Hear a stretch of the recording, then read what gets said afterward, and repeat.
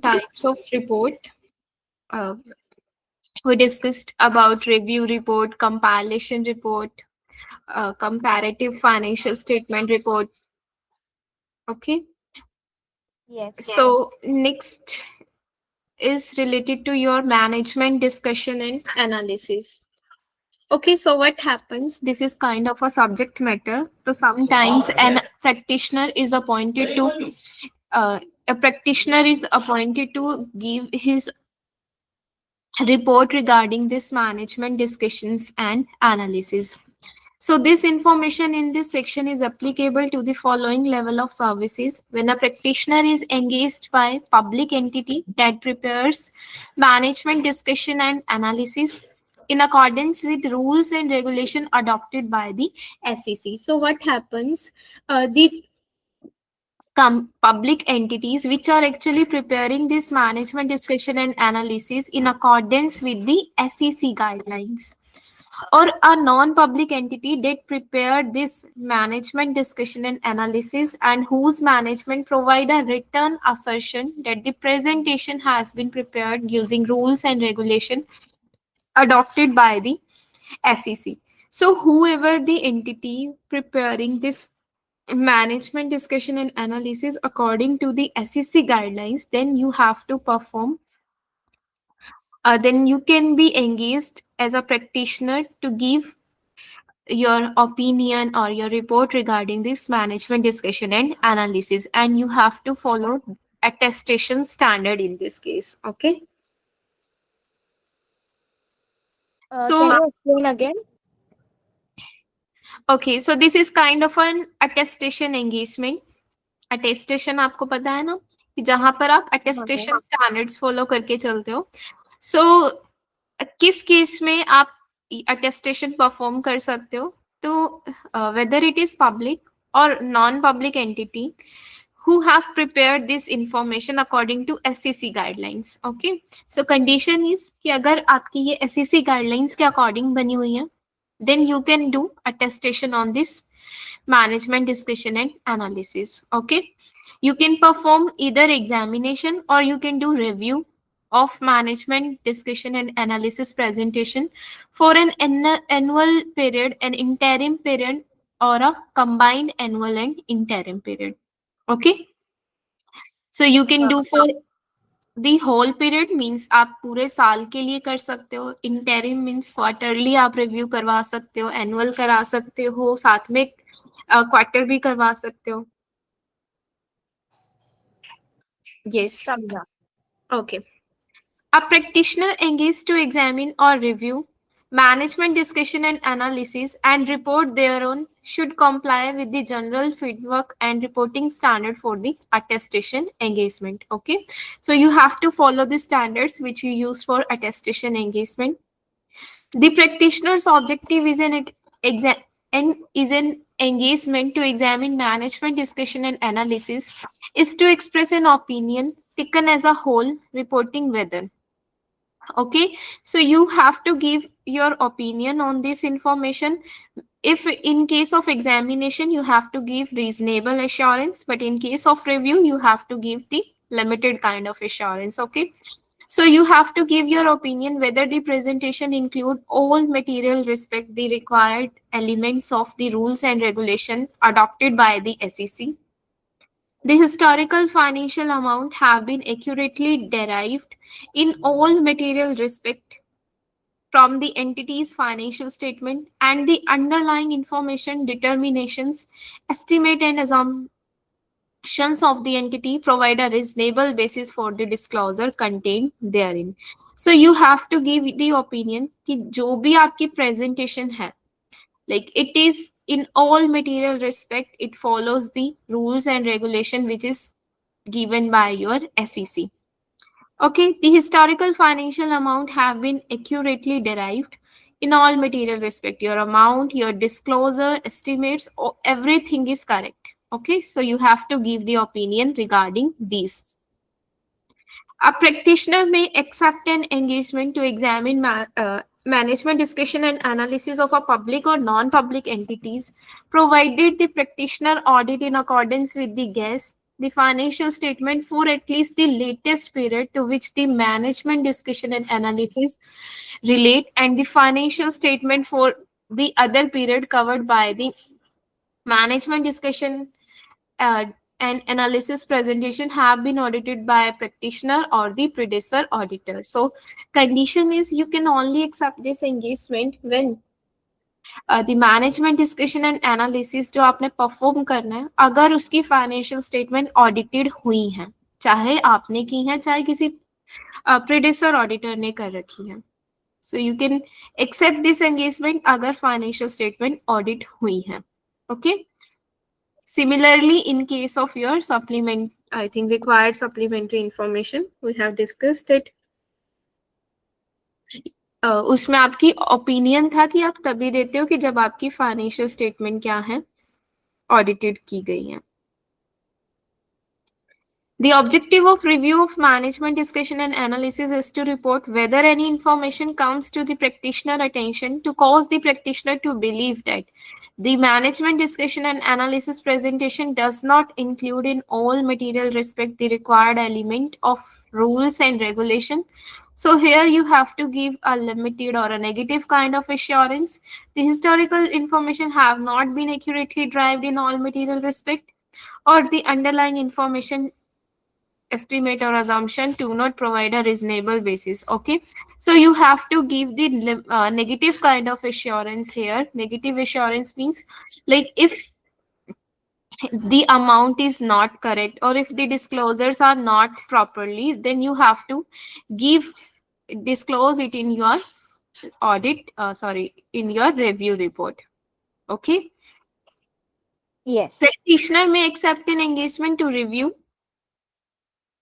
the presentation of public entity for an annual period provided the practitioner has audited in accordance with GAS the financial statement for at least the latest annual period.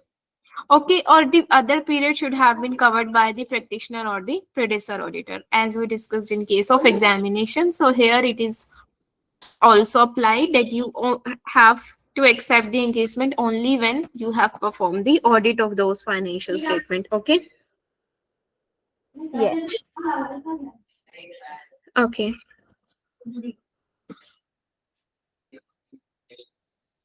Practitioner may accept the engagement to review management discussion and analysis presentation of non-public entity for an interim period provided that all of the following conditions are met. The practitioner performs one of the following: a review of historical financial statement for the related interim period under the guidance provided by the SARS. So here it is about your interim period. So you have to accept only when you have performed the review of interim period. A review of your condensed interim financial information for the relative interim period and issue a review report thereon. Such interim financial information is accompanied by complete annual financial statement for the most recent fiscal year have been audited. अगर या तो आपने latest period की interim review किया है या फिर क्या अगर आपने रिव्यू किया है और उसके साथ साथ आपकी फाइनेंशियल स्टेटमेंट वो फाइनेंशियल स्टेटमेंट अभी रिव्यू हुआ है लेकिन उसका एनुअल ऑडिटेड भी होना जरूरी है, और audit of interim financial statement. So if any of the following condition sorry condensed interim financial information मतलब कंडेंस का मतलब कि अलग अलग अगर आपकी फाइनेंशियल स्टेटमेंट की रिव्यू हुई है तो. ओके. ठीक है. हाँ. तो if any of the following condition is met, then you can perform the review of the management discussion and analysis. Okay. The management discussion and analysis presentation for the most recent fiscal year have been or will be examined or reviewed. Management will provide a written assertion stating that the presentation have been prepared using the SEC guidelines. So management is giving you the written assertion, only then you can perform your review और examination. ठीक है, कि जिसके लिए आपको एक written assertion भी चाहिए मैनेजमेंट से. Management is responsible for the preparation of entities MD&A pursuant to the rules and regulation which is adopted by your SEC. Factor to be considered by practitioner in planning the examination. So since you know examination is a high level of assurance, so you have to perform many of the procedure which you perform in audit. Like you have to plan your engagement, you have to uh, anticipate the level of your attestation risk that can be associated with your particular subject matter you are you are doing examination. Preliminary judgment about materiality, the items that are likely to require revision or adjustment, or the conditions that may require extension or modification of the attest procedures. Okay. Yes. So in an examination of management discussion and analysis, the practitioner should perform the following. You have to obtain an understanding of rules and regulation adopted by the SEC for management discussion and analysis and management method of preparing the management discussion and analysis. Okay, you have to first take an understanding related to your SEC guidelines. So what are the rules and regulation that are required to prepare this information? Then you have to plan your engagement. You have to consider the relevant portion of entities internal control. Okay, क्योंकि अब आप पूरी financials पे audit ना करके या कुछ engagement perform नहीं कर रहे बल्कि आप एक particular subject matter पे कर रहे हो. So you have to take only the subject matter in your under your consideration. So anything that is affecting your subject matter only, like your entity's internal control, you have to do certain procedures to obtain sufficient evidences. Consider the effect of event subsequent to the balance sheet date. ठीक है, अगर balance sheet date के बाद कोई ऐसे subsequent event हुए जो आपके सब्जेक्ट मैटर को अफेक्ट कर सकते हैं. Obtain written representation from management concerning its responsibility for the management discussion and analysis.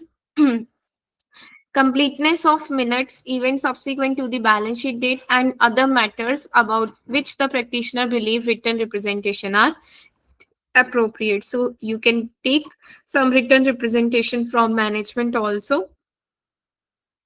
Form an opinion about whether the management discussion and analysis presentation include all material respect the required elements of rules and regulation adopted by the SEC.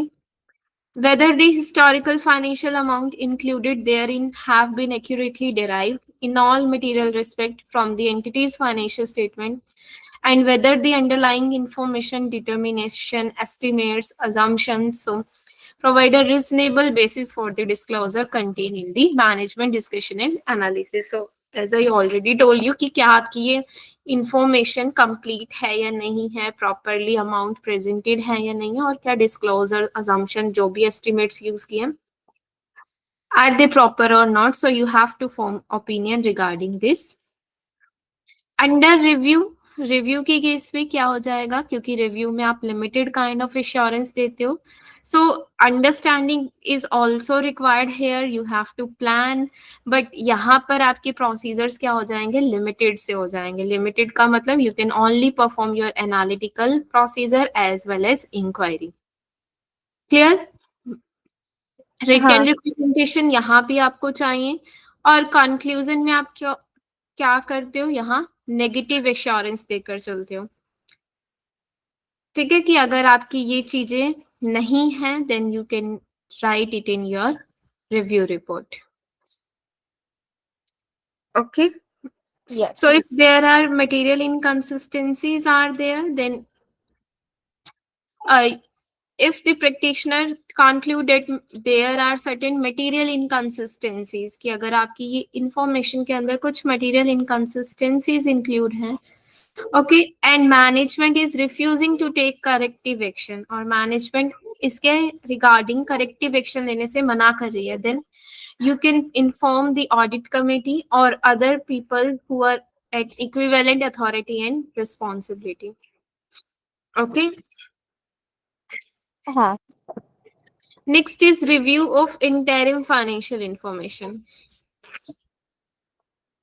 So review conducted in accordance with the statement on standard for accounting and review services.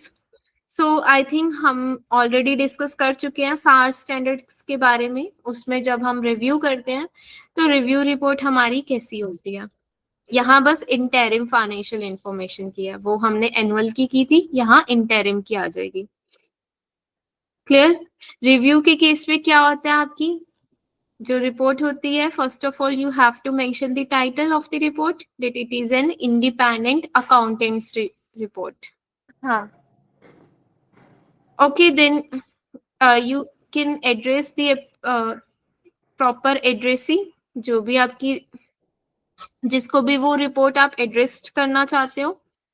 Next, you have to like mention the statement that interim financial information identified in report was reviewed and accountant conclusion as a heading entitled result of review of interim financial information. Okay, then you can include your basis of review.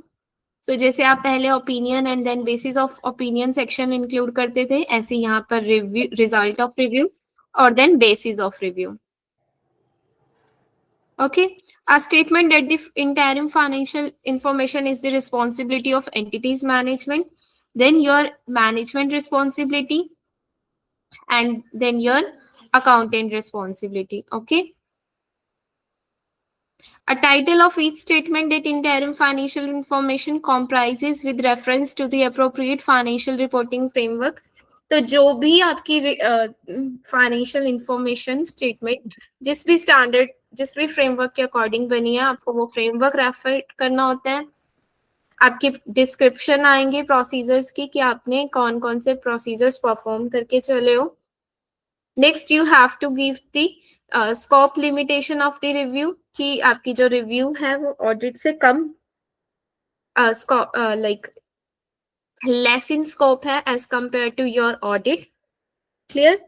Because यहाँ आप limited assurance देकर चलते हो, जबकि audit में आप एक high level assurance देकर चलते हो. समझा.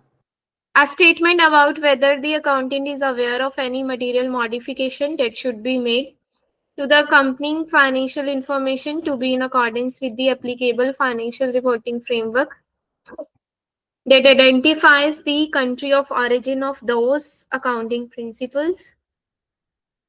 The manual or printed signature of the auditor's firm. In some cases, your law and regulation may allow for the use of electronic signature in the auditor's report. Okay, last में जो भी auditor के आपके signature mention होते हैं, city और state mention होता है और डेट मेंशन होती है. सो ये आती है आपकी इंटरिम फाइनेंशियल इंफॉर्मेशन की रिव्यू रिपोर्ट. ठीक है. आपका टाइटल, प्रॉपर एड्रेस ही आपकी फर्स्ट, उसमें आप रिव्यू के बारे में लाइक किस फाइनेंशियल्स का आप रिव्यू कर रहे हो, उसका पीरियड और क्या ओपिनियन देकर चल रहे हो आप. आपकी बेसिस फॉर ओपिनियन आ जाएगा, मैनेजमेंट और अकाउंटेंट की रिस्पॉन्सिबिलिटीज आ जाएंगी. ओके. लास्ट में आपके सिग्नेचर और city, state and date.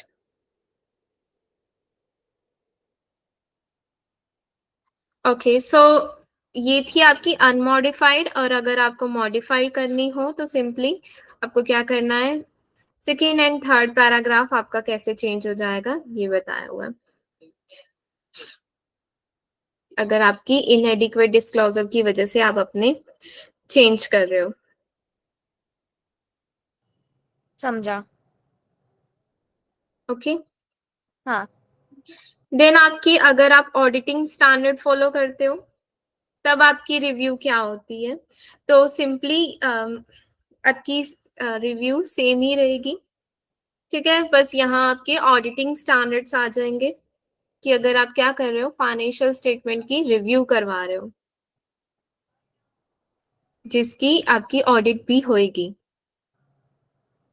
Audit मतलब बाद में होगी, पहले रिव्यू हो रहा हाँ, है. ये क्वार्टरली रिव्यू करवा रहे हो अगर आप. ओके.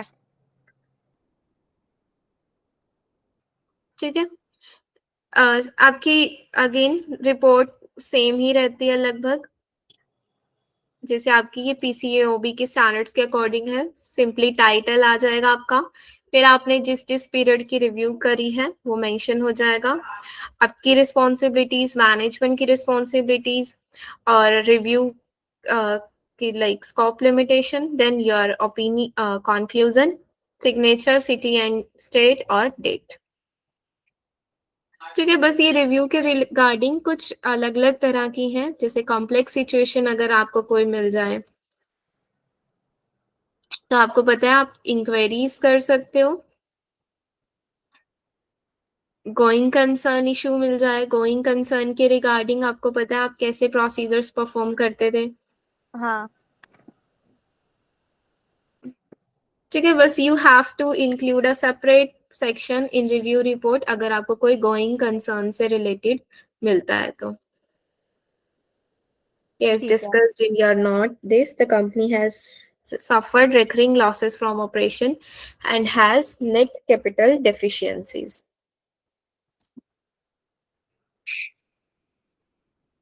ठीक है, okay okay, so next is your supplementary information. Supplementary information तो हम डिस्कस कर चुके हैं आपके। ये ये ये क्या, ये रिपीट क्यों है?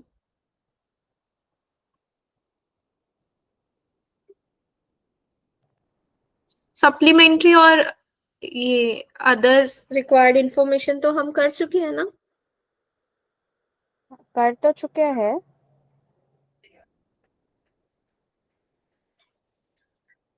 ठीक है, तो फिर रिपीट करने की तो जरूरत नहीं है। नहीं नहीं है। ठीक है, उसके बाद आपके गवर्नमेंट तो बाद में ही होंगे, गवर्नमेंट एंटिटी की। Okay, then is your special purpose framework. अब मैनेजमेंट अगर आपकी कुछ स्पेशल पर्पस फ्रेमवर्क यूज कर रही है और उसके रिगार्डिंग अगर आपको रिपोर्ट इशू करनी है तो कैसे करोगे? चलो देखो, स्पेशल पर्पस फ्रेमवर्क पता है आपको, जब आप क्या कर रहे हो, कोई method other than gap use कर रहे हो, अदर देन गैप ऐसे कोई और। जैसे ओके कैश बेसिस यूज कर रहे हो, आप टैक्स बेसिस यूज कर रहे हो। आपका गैप तो अक्रूवल बेसिस अलाउ करते हैं ना, बट अगर आप कैश या कॉन्ट्रेक्चुअल बेसिस, रेगुलेटरी बेसिस, कोई अदर मेथड यूज करना चाह रहे हो, that is called the special purpose framework. मुझे आइडिया नहीं है, आप वापस बोल सकते हो गैप में कौन सा यूज करते हैं? Accrual basis. Yes, accrual basis. ठीक है। ऐसे इसके अगर आप अलावा कोई और कोई? मेथड यूज कर रहे हो, जैसे कैश बेसिस यूज कर रहे हो, टैक्स बेसिस यूज कर रहे हो, रेगुलेटरी बेसिस, कॉन्ट्रेक्चुअल बेसिस, तो these are called special purpose framework. अच्छा ठीक है। So written under sorry, precondition for the audit under a special purpose framework is that you have to obtain an understanding for the purpose which the financial statement were prepared, कि किस purpose के लिए basically आपने ये special purpose framework use किया है, and steps taken by management to determine the acceptability of financial reporting framework.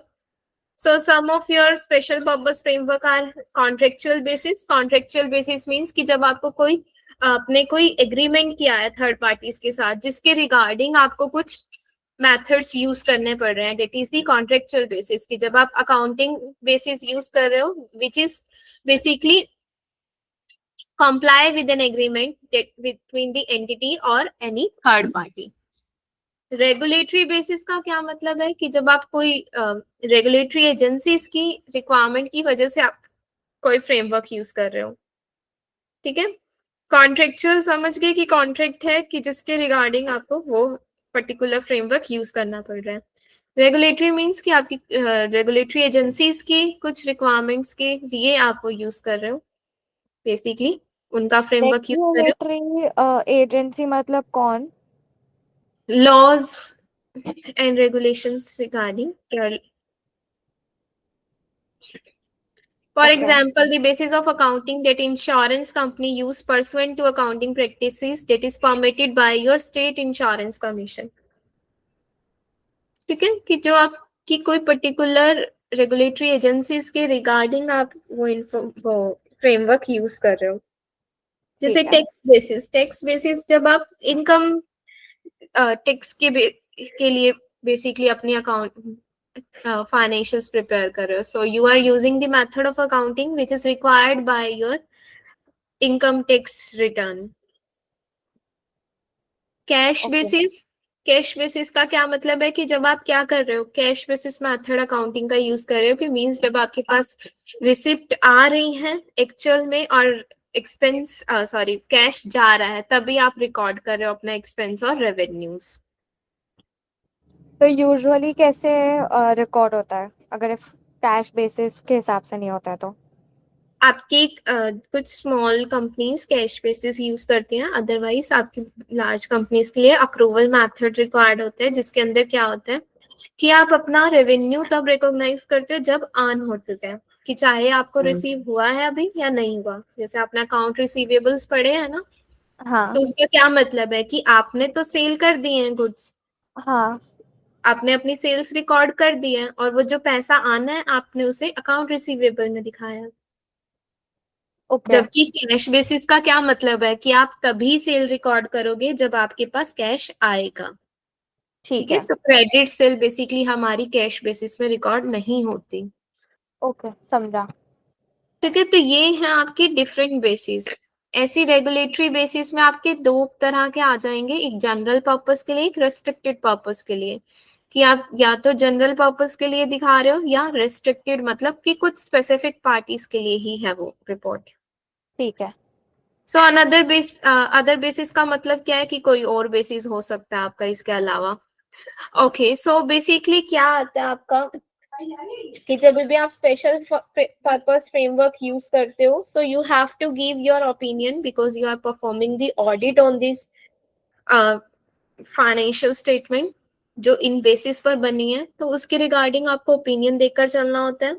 Opinion single क्यों लिखा हुआ है, क्योंकि आप वैसे तो सिंगल ओपिनियन देते हो, लेकिन क्या होता है कि जब आप अपनी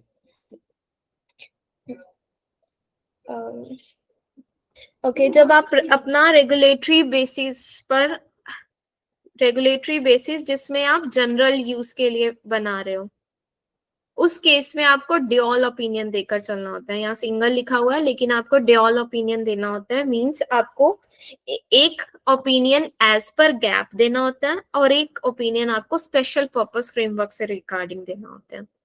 अदरवाइज बाकी सब में आप एक सिंगल ओपिनियन देकर चलते हो.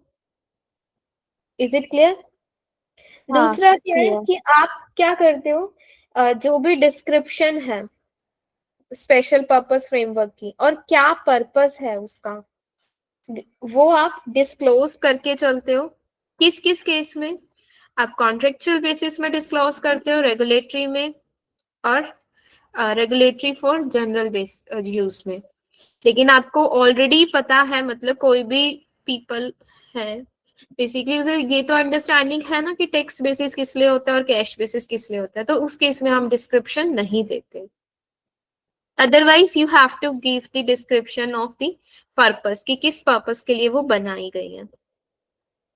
क्लियर? नेक्स्ट, हाँ in phases of matter paragraph में आप ये स्पेशल पर्पस फ्रेमवर्क को हाईलाइट करते हो. कॉन्ट्रेक्चुअल में, रेगुलेटरी में, टैक्स में, कैश में, अदर बेसिस में. लेकिन रेगुलेटरी बेसिस अगर आप जनरल यूज के लिए कर रहे हो तो उस केस में आपको emphasis of matter paragraph include नहीं करना होता. ओके ओके, हाँ ऐसे ही अदर मैटर पैराग्राफ आपको किस केस में इंक्लूड करना होता है कि जब आप रेस्ट्रिक्ट करना चाह रहे हो रिपोर्ट. और रेस्ट्रिक्ट किस केस में करते हो आप? कॉन्ट्रेक्चुअल बेसिस में और रेगुलेटरी बेसिस जो जनरल पर्पस के लिए नहीं है. ठीक है, उसमें आप रेस्ट्रिक्ट कर सकते हो. Is it clear? हाँ टेक्स्ट बेसिस पे लाइक एज नॉट रिक्वायर्ड कि आप उसे रेस्ट्रिक्ट करो, बट कर भी सकते हो आप उसे एज रिक्वायर्ड. ऐसी अदर बेसिस में भी. तो समझ में आया आपको कि आपको इसमें ओपिनियन देकर चलना है, लेकिन हम जो जनरल यूज वाली है उसमें ड्यूअल ओपिनियन देते हैं. दूसरी चीज, आप डिस्क्रिप्शन मेंशन करते हो except in tax and cash basis. Emphasis of matter paragraph आपका सब में इंक्लूड होगा, exception is your general purpose वाली. Next other matter paragraph restriction के लिए होता है। रेस्ट्रिक्शन हम कॉन्ट्रेक्चुअल और रेगुलेटरी में ही लगाते हैं। Okay okay. समझ में आया आपको ये? हाँ। ठीक है, एक सेकंड में रिपोर्ट देखूं। ओके यहाँ रिपोर्ट तो दे ही नहीं रखी। Okay yes, so basically in an audit of special purpose framework, तो आपको मैंने वैसे भी बताया था कि जब भी हम emphasis of matter paragraph include करते हैं तो हम उसमें लाइक जिस जिसके लिए इंक्लूड करते हैं उसमें मैंने आपको एक बताया था कि अगर आपका कोई स्पेशल पर्पस फ्रेमवर्क यूज किया है तो। हाँ।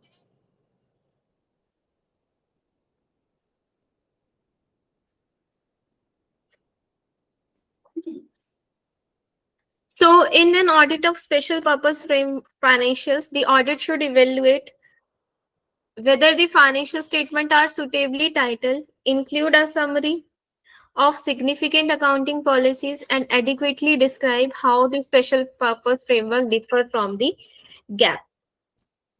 So, you have to proper mention the suitable title.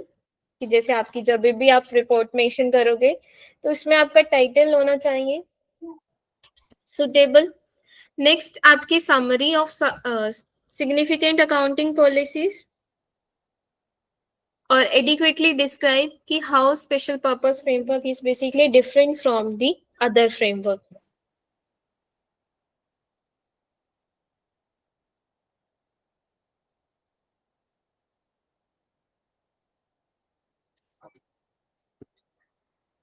In case of special purpose financial statement prepared in accordance with contractual basis as a precondition of accepting the audit, the auditor should understand any significant interpretation of the contract that management made when preparing the financial statement. Further, the auditor should evaluate whether the financial statement adequately describe any significant interpretation of the contract on which the financial statement are based. So when you are accepting the audit of any financial statement that are prepared in accordance with contractual basis, so you have to like first understand कि जो भी contract बनाया गया है whether like these contract require these kind of special framework or not, or you have to evaluate ki whether the financial statement adequately describe any significant interpretation on contract on which financial statement are based. So this is the precondition for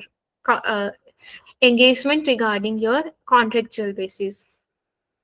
In an audit of special purpose financial statement, when the special purpose financial statement contain items that are same or are similar to those in financial statement prepared in accordance with the GAAP, the auditor should evaluate whether the financial statement include informative disclosures similar to those required by the GAAP.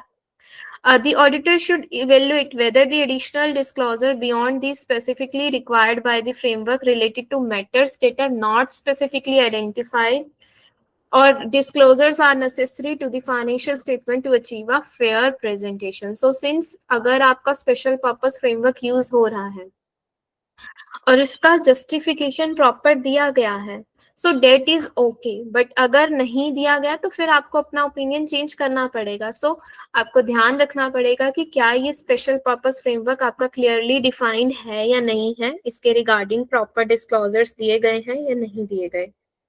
मुझे नहीं समझा, वापस explain करोगे ये part? Okay.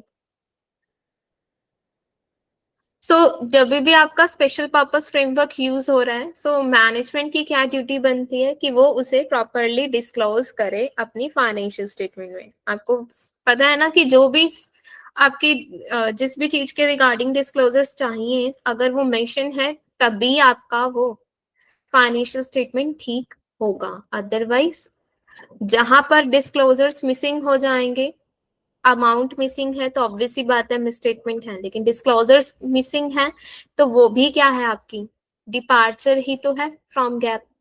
So as an auditor you have to check कि क्या ये special purpose framework clearly defined है या नहीं है. बिकॉज अगर जस्टिफिकेशन प्रॉपर है तभी आप उसे अपने फेजेस ऑफ मैटर पैराग्राफ में इंक्लूड करते हो, क्योंकि बेसिकली आपका एम्फेसिस ऑफ मैटर पैराग्राफ क्या डिफाइन करता है कि ये स्पेशल पर्पस फ्रेमवर्क यूज किया है, ये गैप से डिफरेंट है इसका रेफरेंस देकर चलते हो आप कि जहां पर भी मैनेजमेंट ने उसे डिस्क्राइब किया है। नेक्स्ट आप ये मेंशन करके चलते हो कि इसकी वजह से आपका ओपिनियन चेंज नहीं हो रहा। तो आपका ओपिनियन क्यों नहीं चेंज हो रहा? क्योंकि everything is clearly defined, justification है हर चीज की। अगर नहीं होगी तो फिर उस केस में you have to change your opinion. Okay, समझा। ओके। हाँ। Okay, so I already explained you that you have to mention that the management responsibilities regarding this special purpose framework. When management has a choice of financial reporting framework, कि जब management gap से हटकर दूसरा method use कर रही है, so what is their responsibility, what is their reason behind this? The auditor should discuss the management how the report will be different with the general purpose framework, कि अगर जैसे cash basis use कर रहे हैं और अगर accrual use करते तो how it will be different. So discussing the expected form and content may assist management in understanding its responsibilities related to the audit engagement. The auditor report should also describe the purpose for which the financial statements are prepared or refer to or not in special purpose framework that contain an information. So as I told you that you have to give a reference कि जहाँ कहीं management ने उसे describe किया है, so you have to refer to that, not in your report. Okay. You have to include emphasis of matter paragraph जिसमें आप उसे define करते हो. You will state कि special purpose framework जो है different है, it is different from gap, and as a like auditor you are not changing your opinion because it is properly justified in your financial statement. Okay. Other matter paragraph आप तब include करते हो जब आपको restrict करनी हो report को, जैसे आपको अगर कॉन्ट्रेक्चुअल बेसिस या रेगुलेटरी बेसिस आप यूज कर रहे हो, not for general purpose, so उस केस में you have to restrict your report because जो भी कॉन्ट्रैक्ट की रिक्वायरमेंट है या जो भी रेगुलेशन की रिक्वायरमेंट है वो हर किसी को नहीं पता, सो वो रिपोर्ट हर किसी के लिए नहीं है. तो उस केस में you can restrict your report. Restrict करने के लिए you have to include it in other matter paragraph. Okay. Yes.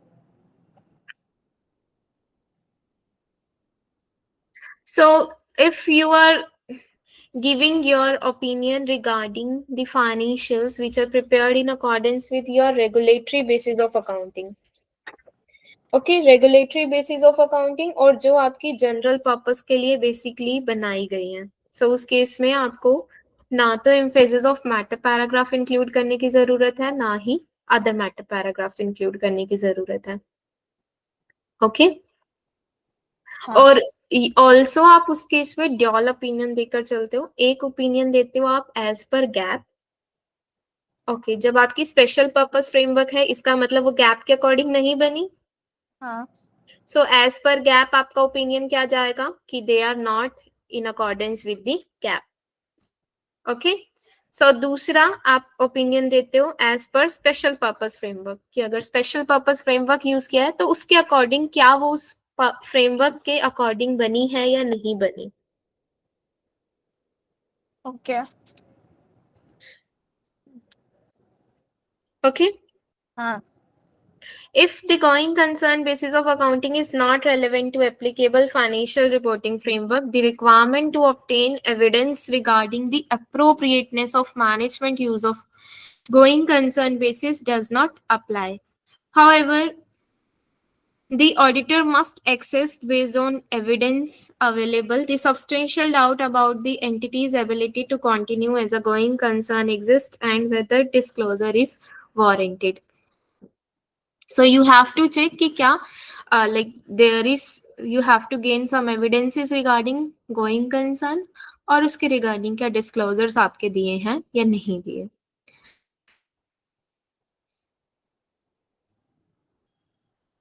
Okay. हाँ. So going concern तभी आपकी basically consider होगी अगर वो relevant है तो.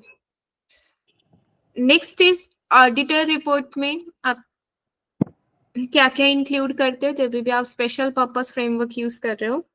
तो टाइटल, एड्रेसी, रिपोर्ट, ओपिनियन में, so you have to mention in your opinion section about the report जिसकी आप ऑडिट करने वाले हो, पीरियड उसका, ठीक है। उसके बाद जहां आप गैप लिखते थे, बस गैप की जगह आपका क्या आ जाएगा, स्पेशल पर्पस फ्रेमवर्क आ जाएगा और उसका रेफरेंस आ जाएगा कि वो कहाँ पर डिस्क्राइब्ड है। Okay, yes. ठीक है। आपका ओपिनियन जब आप इंक्लूड करोगे तो उसमें आपकी जो रेफरेंस देकर चलते हो वहां स्पेशल पर्पस फ्रेमवर्क की आ जाएगी। नेक्स्ट, basis for opinion में you have to describe that audit was performed in accordance with GAS. Emphasis of matter paragraph आप include करते हो to describe the special purpose framework, ठीक है। आप emphasis of matter paragraph regulatory basis के लिए नहीं यूज करते अगर जनरल पर्पस के लिए वो बनी है तो।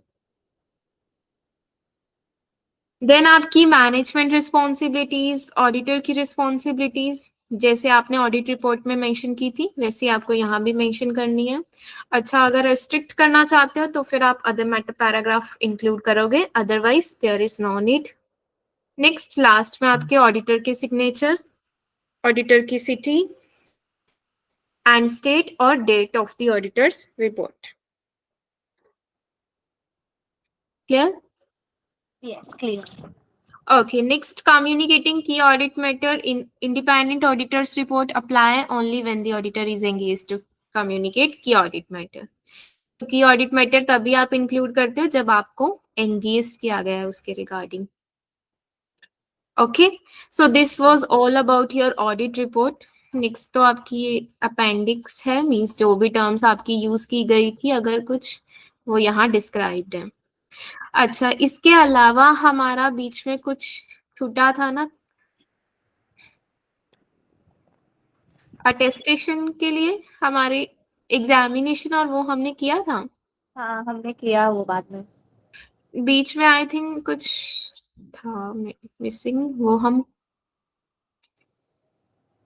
ये कंप्लायंस वाला हमने रख दिया था ना, रिपोर्टिंग ऑन मैंने कंप्लायंस। आपको पहले सार स्टैंडर्ड वाला कराया था ना, बीच में हाँ अटेस्टेशन का नहीं कराया था, तो वो मैं आपको कल करवा दूंगी। उसके अलावा आपका सिर्फ गवर्नमेंट ऑडिट रह जाएगा, है ना?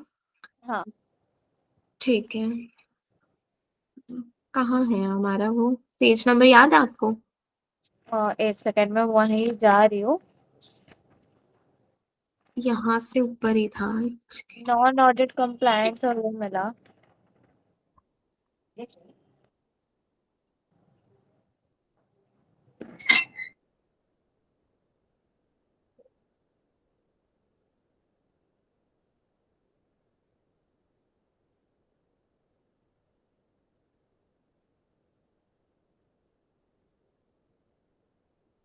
हाँ, ये अकाउंटिंग एंड रिव्यू सर्विसेज हमने कर ली ना, उससे ऊपर ये रह गया था हमारा agreed upon procedures, direct examination और आपकी असर्शन बेस्ड एग्जामिनेशन। सो हमारी ये अटेस्टेशन रिपोर्ट्स रह गई हैं कुछ, उसके अलावा हमारा हो चुके हैं। प्रोफोमा आपकी आ जाएंगी, प्रोस्पेक्टिव आ जाएंगी। ओके, सो हमारे ये 391 ध्यान रखना यहाँ से रह गया, अटेस्टेशन रह गया बस हमारा, बाकी सारा कंप्लीट हो चुका है। सो कैसा लग रहा है ऑडिट आप? मतलब इतना डिफिकल्ट नहीं लग रहा है मुझे, क्योंकि मैंने ये ऑडिट किया हुआ है इसलिए। ओके, तो मतलब आपके पास एक्सपीरियंस है। ऑडिट पढ़ने में मुश्किल नहीं है, बस उसके क्वेश्चंस हमें लगते हैं कि कंफ्यूजिंग है। हाँ, मतलब वो थोड़ा टेक्निकल टर्म्स आ जाता है ना, तब थोड़ा वो कंफ्यूजिंग लगता है। हम्म। मुझे सारे ऑप्शंस अभी भी सही लगते हैं, ये इशू है मेरा। हाँ, ये सबके साथ है क्योंकि ऑडिट सब्जेक्ट ही ऐसा है। अभी देखते हैं, मेरा बस मुझे ये कंप्लीट करना है 22 दिसंबर तक पूरा पोर्शन। हम्म। अभी देखते हैं अभी जैसे लेक्चर्स नहीं होंगे तो मेरे पास वो भी 1 घंटा मिल रहा है मुझे। हम्म।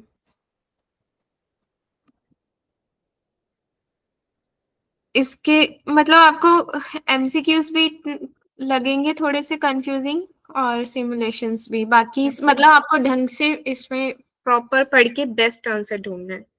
हाँ, सिमुलेशन तो अभी मैंने उतने स्टार्ट ही नहीं किया, मैंने 4 सॉल्व किए, तो वो ही था 50% राइट, 75% राइट, वैसे ही आ रहा था।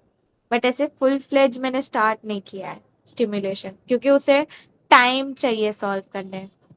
हाँ, लेकिन आप उसे मतलब कंटिन्यूटी में रखो, ऐसे मत सोचो कि अभी गलत हो रहे हैं तो कोई बात नहीं, मतलब बाद में कर लेंगे।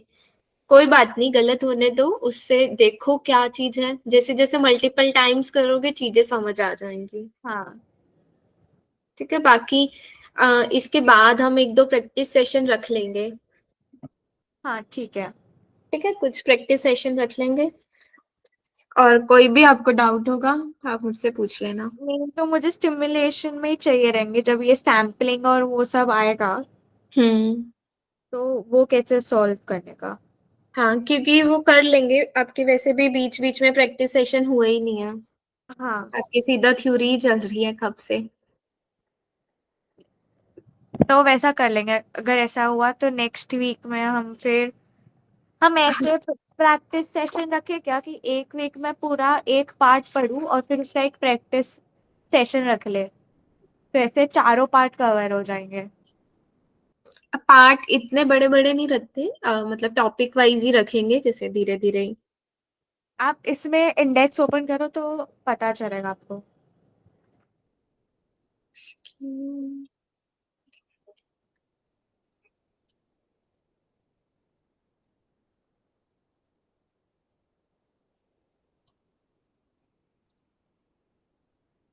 ओके।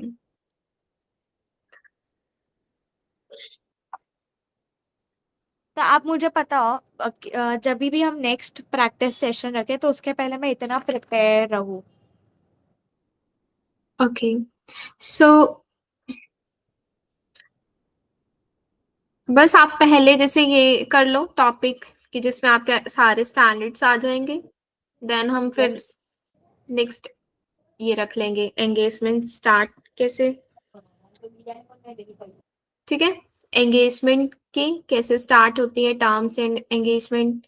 उसके ओके। बाद जैसे ऑडिट रिस्क रख लेंगे एक दिन, जिसके अंदर हाँ ऑडिट रिस्क एक्सेस कैसे करते हैं, मीन्स आपकी प्लानिंग और वो सब, आपके टेस्ट ऑफ कंट्रोल सब्टेंटिव प्रोसीजर्स रख सकते हैं हम, फिर रिपोर्ट के रिगार्डिंग रख सकते हैं। ठीक है। ठीक है, ओके। ओके, सो हम कल अटेस्टेशन रिपोर्ट पढ़ लेंगे, उसके बाद फिर आपके प्रैक्टिस सेशन स्टार्ट कर देंगे। ठीक है। ओके। ओके, सो कोई डाउट है तो आप पूछ लो। अभी तो कोई डाउट नहीं है। इफ ठीक। कुछ रहा तो मैं ग्रुप पे आपको पर्सनली मैसेज कर दूंगी। ठीक है, okay, sure. Thank you. Good night. Bye. Okay, bye. Good night.